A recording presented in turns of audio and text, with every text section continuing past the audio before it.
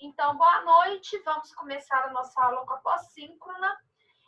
O caso que eu dei na última aula foi da Maura, que ela contratou um plano de uma operadora de telefonia, plano Ligue Mais, pelo valor de R$ 53. Esse plano foi cumprido no período de 3 meses, inclusive com envio de faturas, que era o que tinha sido combinado. Só que depois de 3 meses, além das faturas não irem mais para a casa de Maura, Maura passou a ser cobrada pelo valor de R$ 64. E ela não sabia do que se tratava, já que as faturas não iam para a casa dela. E ela estava fazendo esse pagamento aí, na época, por meio da lotérica, né? Acontece que ela pagou isso por um ano, até quando ela resolveu pedir, falar, gente, mas isso está muito estranho, né? Mesmo tendo pago um ano, com o decorrer da vida, ela acabou esquecendo, né? Deixando ir ao longo desse prazo. Aí, depois de um ano, ela viu a fatura, solicitou a fatura, a operadora mandou e ela constatou que eles tinham mudado o plano dela, de Ligue Mais para Ligue Muito Mais. Aí, a primeira questão aqui que eu perguntei para vocês foi se o caso envolve a fase de pontuação ou da policitação. Então, já abro a oportunidade. Alguém quer responder?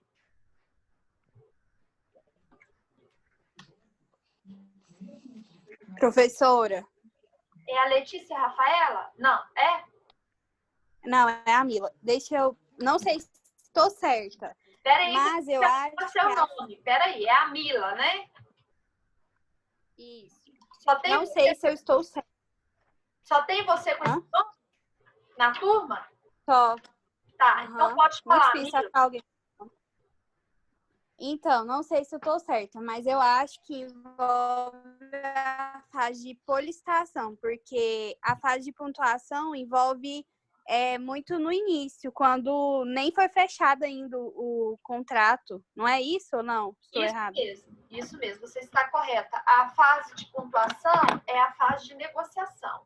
Então, quanto ao primeiro contrato, que foi que ela contratou, né, que foi do plano Ligue Mais, ela estava já na fase da policitação, em que houve a oferta, lembrando que a proposta vincula o proponente, e ela aceitou, então a aceitação vincula o oblato. Então, ela já está na fase da policitação, contrato perfeito e acabado, o primeiro contrato, né?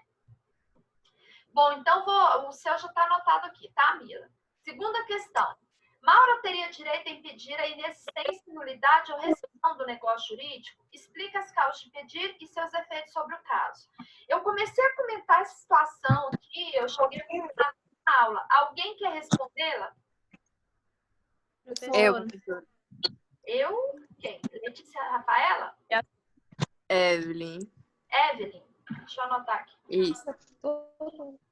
Pessoal, quem não for responder, desliga seus sons aí que está atrapalhando. Então, vai, Evelyn, pode falar para nós.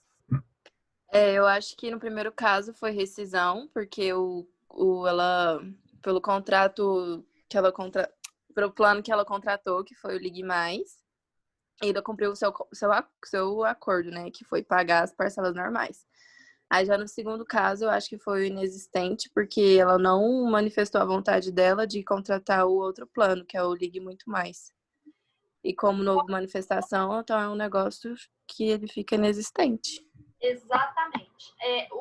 Eu tenho esse parecer igual ao seu. Lembrando que eu estou procurando fazer uma interdisciplinaridade dessa disciplina com o que vocês estão estudando de processo, tá? Que vocês vão começar a estudar a teoria geral do processo. Então, veja bem, tem um dos princípios do processo que diz que o juiz não age ofício, ele tem que ser acionado. E o juiz vai te dar o que você pedir. O juiz não, né? O juízo, né? Que vai te dar o que você for pedir para ele. Então, veja bem, eu entendo que se ela não quiser o primeiro contrato, que é o Ligue Mais, seria o caso de rescisão dele. Por quê? Como nós falamos na última aula, ela já foi para o primeiro degrau, ou seja, esse contrato existe. Ela foi para o segundo degrau. A princípio, o contrato não tinha nenhum vício. O primeiro contrato, Ligue Mais, tanto é que ele perdurou por 3 meses, conforme ela contratou. E o problema está nas condições agora que mudaram no terceiro degrau. E mudaram unilateralmente. Ou seja, não foi da parte dela. Então, nesse caso, eu estou no terceiro degrau. Portanto, para eu pedir rescisão de contrato, resolução de contrato que vocês estudaram no semestre passado, eu estou falando desse terceiro degrau da escada pontiana. Certo? Concordo com você quanto ao primeiro caso. Mas ela poderia também, para complicar a vida da empresa, ela tem o direito de exigir o cumprimento do pactuado. Porque, gente, olha, 90% das ações que eu tenho, que a gente entra pedindo, exigindo o cumprimento do que foi pactuado, eles não conseguem cumprir porque eles mudam, eles fazem uma confusão e vira uma ação eterna, porque eles vão descumprindo, o juiz vai aplicando multa, e aí quando volta, aí descumpre de novo. Eu tenho cliente que tem 10 anos que está com a mesma ação, ganhou, aí descumpre, o juiz aplica uma multa chamada astrente, aí eles descumprem de novo, isso não acaba, não acaba. Eles têm que cumprir o que foram contratados. Então, assim, pode ser que ela queira o cumprimento e não a rescisão. Quanto ao segundo caso, por que eu falei a questão do juiz agir de ofício? Há quem entenda também que possa ser nulidade. Vocês estudaram os casos de anulabilidade de negócio jurídico. Quando é que eu posso declarar a anulabilidade?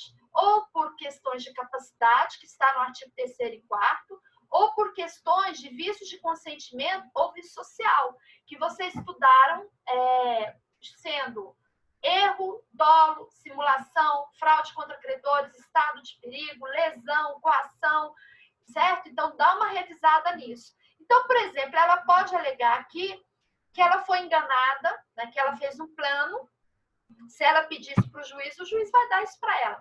Que ela fez um plano, que esse plano foi alterado, que ela foi enganada a respeito desse plano e ela foi lesada. A lesão é um vício de consentimento, ou seja, ela teve vontade, sim, ela subiu o primeiro degrau, ela queria contratar um plano, só que não era aquele. E no segundo degrau que está o problema dela, na anulabilidade. A resposta da Evelyn, com a qual eu atuo, eu concordo, quanto ao segundo caso, ela não teria subido nem o primeiro degrau. Por quê? Quanto aos danos, isso dá uma diferença. Veja bem, qual é o bem maior? Qual é um dos bens maiores da vida? O nome. No primeiro degrau, o nome dela ficou envolvido num negócio que ela nem contratou. Isso é gravíssimo.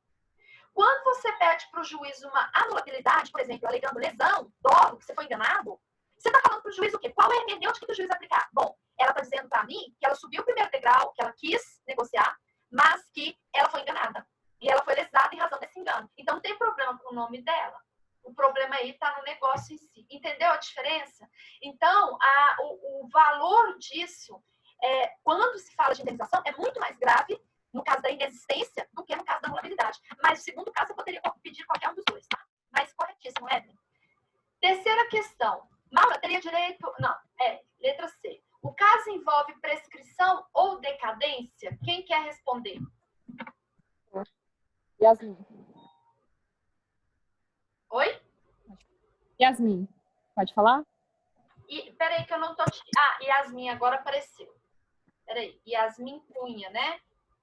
Pode falar, Yasmin. Professora, a senhora até passou os artigos da prescrição e ele se encaixou de 1 ano, porque a prescrição é até 10 anos. Então, eu coloquei que é prescrição. Porque aí começa a contar a partir do momento que ela contrata um novo... O Ligue Muito Mais, que não é o caso que ela tinha no contrato. Eu não entendi, não entendi. Você acha que houve prescrição ou não? Isso, sim, prescrição. Que teria havido prescrição. Olha, gente, como ela está pedindo aqui, no caso, seja inexistência, que é a resposta da Evelyn, ou se fosse anulabilidade, esse caso não teria prescrição, tá? E nem decadência. Por quê? Para os danos materiais, o artigo que fala da prescrição, decora isso, gente, pelo amor de Deus. Toda vez que alguém te procurar falar que o cara está devendo um dinheiro para ele e que ele quer receber o dinheiro, você tem que perguntar quando foi isso, para você saber se ele ainda tem esse direito. A prescrição é o artigo 206, parágrafo 3º, inciso 5º. São 3 anos, tá? Então, como isso aqui é um negócio feito com trato sucessivo, isso não é parcela, Isso aqui não é igual quando você compra uma roupa e divide em 3 vezes. Não, aqui o serviço, ele é mês a mês, é prazo sucessivo. Você não está pagando parcela, você está pagando serviço, é diferente. Então, a cada 3 anos anteriores desse problema aqui, ela tem que, no caso, seja nulabilidade ou inexistência, ela tem direito de cobrar o valor aí para trás, pedir uma indenização por dano material, tá? Então, seria 3 anos. No caso do dano moral, a título de curiosidade, já estou adiantando, mas isso vai ser objeto de outra questão lá na frente, é o artigo 27 do CDC, todas as relações que envolvem consumo, já estou fazendo uma interligação com essa disciplina, porque nós vamos ver isso muito agora, principalmente com o uso da internet, né? Todas as relações que envolvem consumo, o consumidor tem 5 anos para pedir indenização por danos morais, tá? Os danos morais no Código de Defesa do Consumidor, ele decorre da má prestação de serviço, certo? Então, aqui seria 3 anos. Gente, o fato, eu não estou considerando a resposta certa ou correta, como eu expliquei na última aula, tá? Eu estou considerando a participação do aluno. O objetivo é realmente a gente trocar ideias aqui, tá bom? Alguém quer falar alguma coisa? Eu? Sim. Eu queria saber se é verdade aquela doutrina que fala da prescrição e da decadência sobre o direito subjetivo e do potestativo. No caso que quando é subjetivo, ou seja, ela é bilateral, né? Tem, exemplo, o credor e o devedor. E quando só um tem um direito a alguma coisa, igual o potestativo, seria decadência. E quando ela é bilateral, seria prescrição. Essa teoria vale? Entendi. Não é uma teoria. É um dos critérios para você identificar a prescrição e a decadência. A prescrição exatamente. A prescrição ela envolve interesses de 2 partes. Porque quando a gente está falando de negócio jurídico, né? O negócio jurídico, por si, na sua origem, ele é sempre bilateral. Ele envolve credor e devedor. E contratos é um negócio jurídico, mas a gente usa nomes específicos, que é contratante e contratado, certo? Então, ele é bilateral. Quando eu falo em prescrição, eu estou envolvendo interesse das 2 partes. Ou seja, o interesse de uma em relação à outra. Por isso que a gente fala que a prescrição pode ser extintiva ou aquisitiva. Por exemplo, eu posso adquirir um direito por prescrição, como ocorre na uso capião. Se eu entro no terreno de alguém e essa pessoa nunca reclamou, significa que ele abandonou. E fui eu que fiz todas as funções sociais que a Constituição determina em cima do imóvel, então presumo que a pessoa não queria o imóvel. É como se eu tivesse deixado um livro num canto e não quer ele mais. E o outro foi lá e pegou para ele. Isso não é uma coisa esquecida, isso é uma coisa abandonada. Então, pela prescrição aquisitiva, eu adquiro até imóvel. Então, prescrição é um direito em relação a outro, tá? A outra parte.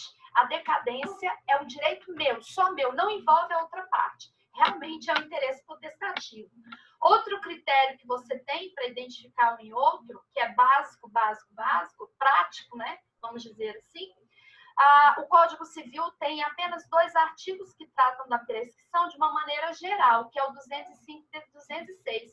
Os demais artigos acabam falando, em regra, que ajuda bastante, em decadência, certo?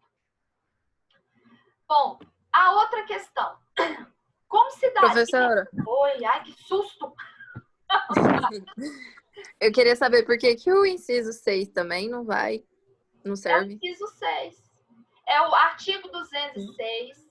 Não, inciso 6? É, inciso 6. Porque fala da má-fé, né? Aí, no caso, ela recebeu esse outro plano aí pela má-fé da operadora, não? Que colocou o nome dela contra a vontade dela. Vamos lá para o artigo 206. Prescreve, parágrafo 3º, em 3 anos, inciso 5, a pretensão de reparação civil. Seria aí se ela fosse querer dano material. Inciso 6. Prescreve. Continua sendo em 3 anos.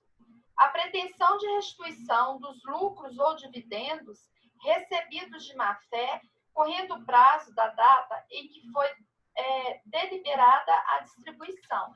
Aqui, ele não está falando de reparação civil, ele está falando do direito de você restituir lucros ou dividendos, o que você teria de ganhado com alguma coisa. Aqui não é lucro, aqui é um serviço que eu paguei e que eu quero a restituição. E outra coisa, se você coloca aqui que houve dividendos recebidos de má fé, agora, é um absurdo isso, mas é verdade, a lógica e a hermenêutica desafia o meu raciocínio para entender isso. Quando você é cobrado por uma coisa que você não contratou, pasme. O STJ determinou agora que você tem que provar má fé. Se você não provar que quem te cobrou agiu de má fé, você não tem direito à restituição em dobro. Você tem direito à restituição simples apenas. Porque o CDC fala que quando você cobra... O CDC é o Código Civil, né?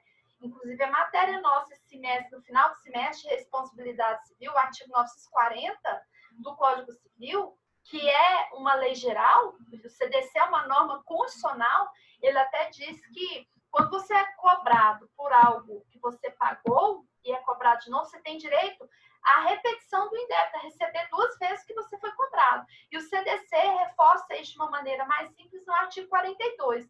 Mas o STJ, em recente decisão, ano passado, determinou que se eu fui, igual esse caso aqui, paguei esse 1 ano, certo?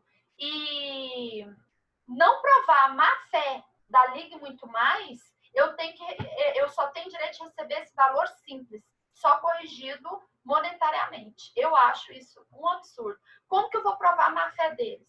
Para mim, só deles... Eu entendi sua pergunta. Porque, na verdade, quando a gente fala de vício de consentimento, erro, dolo, estado de credores, estado de perigo, fraude contra credores, presume aí dentro a má fé, né? Eu não tenho que provar má fé. Se a pessoa agiu com dolo, por si só o instituto já tem má fé. Mas segundo o STJ, não tem não. Você tem que provar. Como que você prova? É quase missão impossível. Então, fica aí, quem tiver curiosidade. Aliás, eu vou dar um julgado, vou até anotar isso aqui, a gente pode trabalhar isso mais na frente sobre essa questão da má-fé, tá? Só anotar aqui. Professora? Oi. Eu fiquei com uma dúvida. Você disse que, no caso, quando a pessoa é cobrada 2 vezes, ela tem direito à restituição em dobro. Nesse caso, seria só se ela tivesse pagado a segunda vez também ou não? Não, você não está entendendo. Quando você é cobrado por algo que você já pagou, segundo o Código Civil e o CDC, você teria direito de pedir isso em dobro. Por exemplo, você recebe um documento falando que você está em atraso com uma parcela da Unimed. Seu pai paga R$1.000 de Unimed por mês, aí ele pagou o mês e a Unimed cobra falando que ele está em atraso. Seu pai teria, por força, tanto se ele fizer uma defesa administrativa na Unimed, né? E se ele não fizer defesa nenhuma só pelo CDC, pelo artigo 42, seu pai teria direito de pedir R$2.000. Ou seja, o que ele pagou em dobro, porque ele está sendo cobrado por algo que ele pagou. Certo? Só que é isso que eu estou acabando de falar para vocês. Para o STJ, não se aplica o que está na lei, o texto da lei. Só se aplica se você provar que a Unimed agiu de má fé ao te cobrar. Ah, não, tá certo. Obrigada. Tá? Eu quero ver como que prova isso. Bom, a outra questão aqui é o seguinte: como se dariam os danos materiais caso Maura os pedisse em juízo? Como é que vocês acham que... Como que eu posso cobrar esses danos materiais? Quem quer responder? Posso responder essa, professora? É a Ana Clara Natal? Isso. Pode. Eu coloquei sobre essa questão da restituição do valor total do plano, porque ela não contratou o Ligue Muito Mais, e sim o Ligue Mais. Então, ela não estava pagando por um plano dela, né? Então, a empresa teria que restituir o valor total, porque não foi assim um acréscimo do valor do plano antigo, é um plano totalmente diferente do que ela contratou. Tá. Excelente, Ana Clara, porque eu concordo com você, tá? Então, lembrando a escada pontiana, para vocês entenderem que a lógica jurídica, por isso que vocês estudaram lógica jurídica, olha só. Se eu peço inexistência desse segundo plano, se ele não existe, Meu nome foi envolvido numa coisa que eu não contratei. Então, eu paguei algo que eu não devia. Então, eu tenho o direito de pedir os R$ 64 todo mês restituído para mim. No antigo CDC nunca foi antigo, né? Aplicando o artigo 42 do Código de Defesa do Consumidor, eu teria direito de pedir esse valor, inclusive, em dobro. Porque eu paguei por algo que eu não negociei. Entendeu o raciocínio? Não seria só 64 por mês, não. Seria R$ 128 vezes 12, mais juros e correção monetária. Mas, lembrando, volto a repetir, que o STJ tem um entendimento que eu teria que provar má-fé para pedir 64 vezes 2. Então, no mínimo, eu tenho direito dos 64 mês a mês. O advogado da empresa vai dizer assim, o da Ligue Muito Mais, já vou te adiantando o que eles vão responder. Que é injusto eles te restituírem todo mês porque você usou o serviço. Ele prestou serviço, você usufruiu dele e agora você quer devolver, quer que devolva tudo, entendeu? Mas você tem a proteção do Código de Defesa do Consumidor no artigo 39, que diz que quando você recebe algo que você não pediu do fornecedor, isso é amostra grátis. Resumindo, o problema deles, se eles ficaram te oferecendo um serviço que você não contratou. Por isso que eles vão perder todo o dinheiro aí, vão ter que te restituir do que eles te prestaram de serviço. Bom, agora, olha a diferença. Se eu peço inexistência, eu vou pedir a restituição desse valor total. Se a pessoa pede nulidade, volto a repetir, o que o juízo vai entender? A pessoa está dizendo que subiu o primeiro degrau, teve vontade, mas a pessoa teve lesão no segundo degrau, foi enganada, houve dolo. Então, beleza, mas ela quis o negócio. Então, não é devolver 64 por mês, é devolver R$ 11 por mês. Então, ele vai pegar os 11, multiplicar por 12 e te restituir, certo? Por isso, gente, que tem o mesmo caso que vai para um juiz, e aí a pessoa entra com a mesma ação, cai num outro juízo, e as decisões são diferentes. São diferentes porque depende do que você está pedindo para o juiz. O juiz vai te dar o que você for pedir para ele, certo? Beleza, pessoal, alguma dúvida quanto a isso? Eu. Certinho? Então, eu só vou comentar o nosso caso da aula de hoje, pré-síncrona, porque a gente vai estar falando aqui da doação e fechando o conteúdo de doação hoje, tá?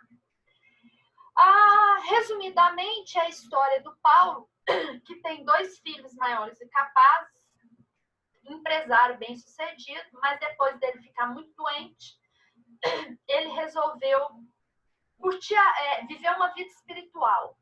E aí ele decidiu pegar todo o seu patrimônio, doar para a instituição de caridade e virar monge. Igual a gente já viu em televisão aí, principalmente nos Estados Unidos, tem esse tipo de situação. Lembrando que nós estamos no Brasil, tá?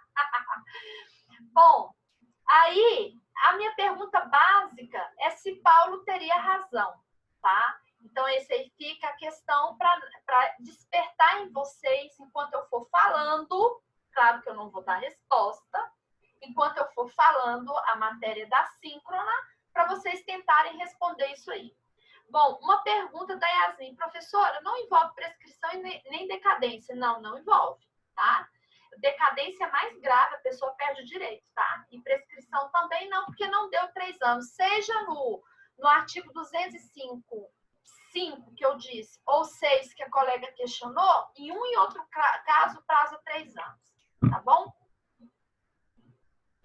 Beleza, então eu já falei da pré-síncrona, vou só retomar um pouquinho da pós-síncrona de hoje, também, comentar rapidinho. A pós-síncrona de hoje são questões envolvendo os termos jurídicos que a gente comentou, inclusive, em sala. Por isso que o objetivo da pós-síncrona é você conseguir responder, inclusive, sem ter que consultar nada. Porque isso aqui é para saber se você entendeu. Eu falei disso aqui, ó. A doação onerosa tem natureza de encargo ou de contraprestação? Explique. Isso aí é para depois nós terminarmos a aula. Qual a diferença entre doação e renúncia? Quais os elementos provam o ânimo donante? Discorra sobre os requisitos que obrigam a aceitação escrita para a doação. Isso é na próxima aula, beleza?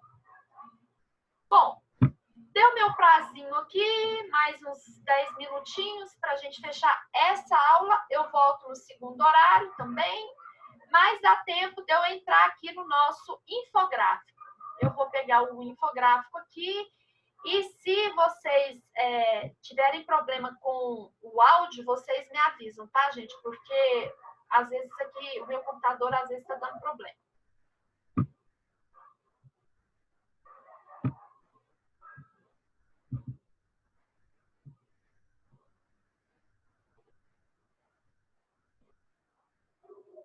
Beleza, vocês estão me ouvindo?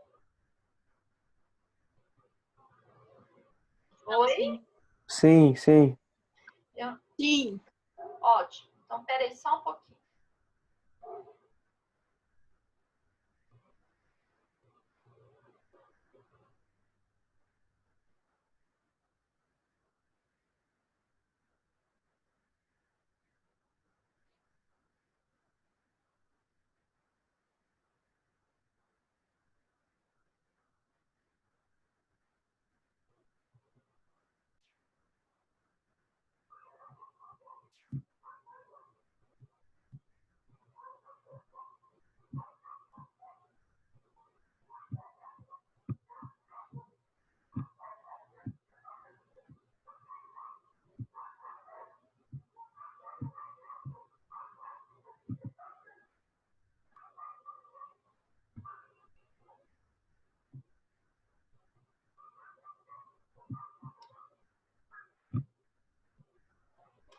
Peguei o negócio errado lá, peraí.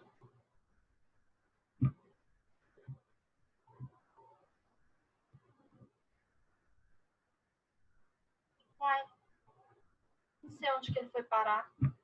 Meu mapa.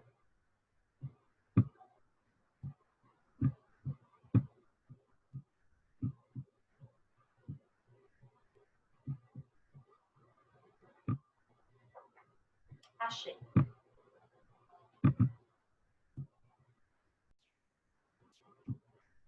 Tá dando para ver o mapa, gente, ou não? Ah, eu tô vendo. Eu também. Contrato de doação? Sim. Sim.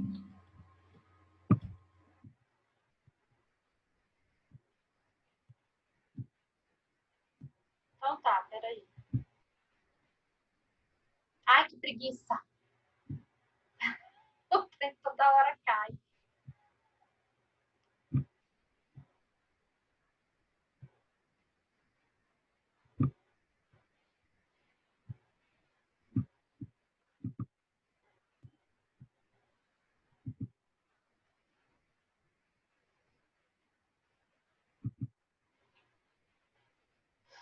Professora, Oi. Sim. Sim? Oi?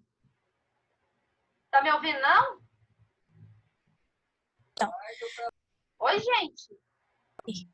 professora, deixa eu te perguntar. A senhora colocou lá 2 links para abrir a aula. Aí um era 7h30, o outro a senhora colocou 8 horas, mas essa aqui nem acabou ainda, como é que vai fazer? Não, não tem problema, não. Eu só coloco para depois, quando eu lançar no APA, ter o horário registrado. Mas a gente tanto faz, tanto eu posso entrar nesse link como no próximo que ele abre novamente, normal. Ah, tá. Eu prefiro entrar no segundo, tá?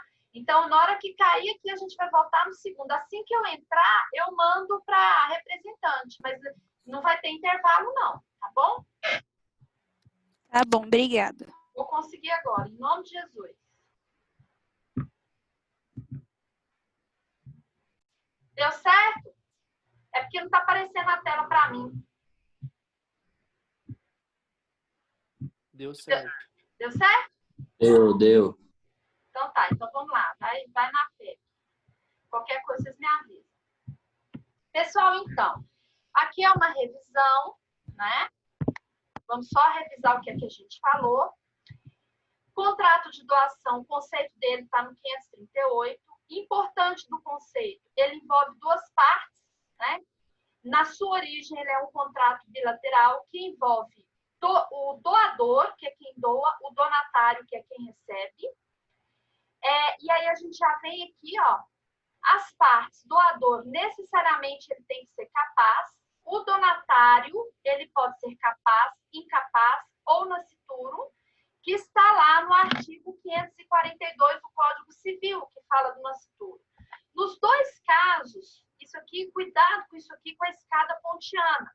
Porque como a doação é um contrato, portanto, é um negócio jurídico, ela tem que ter, a princípio, na escada pontiana, vontade, né? E para ele ser um contrato perfeito e acabado, como ele é um contrato consensual, basta a aceitação. Então, o doador ofereceu um bem, lembrando que, então, no conceito, só pode ser doado algo que tenha valor patrimonial, tá? Então, quando o doador ele doa alguma coisa para alguém, parte do pressuposto que esse alguém tem que aceitar, senão não houve a doação. Bastando a aceitação, que é em regra geral, para que esse contrato seja declarado como perfeito e acabado. Por isso que a gente fala que ele é consensual. Como que isso funciona com a aceitação no caso do incapaz e nascituro, que não tem como manifestar a sua vontade? Principalmente o nascituro, que sequer nasceu, né? Ele nem é considerado pessoa, segundo o artigo, conforme o artigo 2º do Código Civil. Aí nós temos aí as formas de aceitação. Quando essa aceitação é manifesta, ela é chamada de expressa. No caso do incapaz, a manifestação dele seria tácita. E no caso do nascituro, ela seria presumida. No caso do nascituro em específico, o artigo 542 vai dizer que, se ela for pura, então dispensa a aceitação dele, mas ele tem que ser representado. E no caso, ele vai ser representado por quem, na representação legal, seriam os pais, né? Então, é possível a doação, mesmo que não haja aceitação expressa para incapaz e nascituro, mas, olha a observação, se ela for pura, ou seja, ela não deixa nenhum encargo para essas partes aqui. Outra observação, retomando o conceito aqui, é o animus donandi, é a vontade de doar. Por quê? Isso aqui é tão sério, porque com a doação, isso aqui tem que provar mesmo que o cara queria doar, porque, até para não configurar uma fraude, já que na doação transfere-se propriedade. Então, quando eu dou alguma coisa para alguém e essa pessoa aceita, repetindo, expressamente, tacitamente ou presumidamente, essa pessoa se tornou dona da coisa, certo? Tanto que isso é sério. Então, olha o tanto, voltando à importância da gente entender essa questão de ser dono. Vamos supor que eu fiz uma doação com encargo para o Pedro cuidar dos avós, doei para ele um carro, para ele levar os avós todas as vezes que precisasse dele, para o médico e fosse o chofer dos avós, né? E Pedro não está cumprindo com esse encargo. Eu posso simplesmente pegar esse carro de volta? Não posso. Por quê? Porque o Pedro é dono do carro. Para eu retomar esse carro, eu vou ter que entrar com uma ação específica, por isso que eu falei que a gente já vai entrando em um pouquinho processo, chamado de ação revocatória. Revocatória. Cujo objetivo é retomar o bem. Então, eu vou ter que entrar com uma ação judicial, pedir a revogação da doação para que esse patrimônio volte para mim na condição de doadora, certo? Bom, outra observação importante, então, aqui, o conceito seria... Oi? Você me explica de novo o que é o animus? O animus donandi, eu tenho que provar que o doador, ele tinha animus. Ânimo donandi, de doar. Por quê? Quando ele está doando, ele está dando o bem. Ele não está emprestando, ele está dando. Então, ele transfere domínio, certo? Por isso que isso aqui é tão sério. Os casos comuns de doação que a gente conhece no cotidiano são os presentes, né? Você deu presente dia dos pais, presente dia das mães, presente para o namorado, presente de aniversário. tudo que você está fazendo é doação. Quando a pessoa recebe, ela está aceitando, ela tem ali uma exceção